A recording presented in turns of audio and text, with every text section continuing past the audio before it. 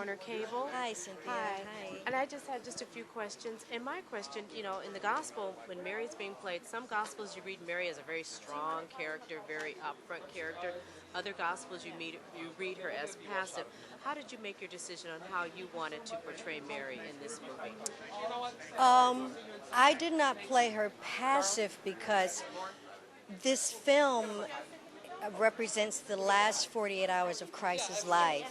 So Mary's whole agenda in those last 48 hours was, how am I going to protect my son from this fate?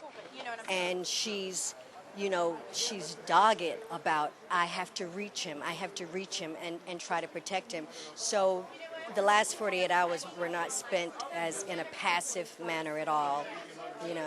It was more about achieving a goal and what was she going to do to protect her son, which is how I played the role, really. I thought I played the role basically for me, stepping into these shoes were just, she's the ultimate mother. Absolutely. So it was a very humbling experience. So for me, the best way to relate to it was on a very simple level in terms of what would it be like for a mother to lose her child. When my grandmother had her children, she said she used to always pray at night, God, let me live long enough to see my children become adults and able to take care of themselves, never imagining that she would outlive them. My dad died when he was 32. And I can just, those are the kinds of things that I drew upon into, yeah. Wonderful.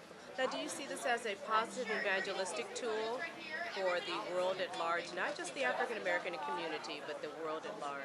Well, absolutely, because I think too much has been associated with what Jesus looks like, and we've, of course, always seen him with the blonde hair and Yes. blue eyes. But if you think about the part of the world that he came from, then how would he really look like that? But by the same token, though, it's very interesting that we've never seen a real photograph of Jesus. And we never will. So for me, when you say, well, God created man in his image, then why can't the Chinese have a Chinese Christ?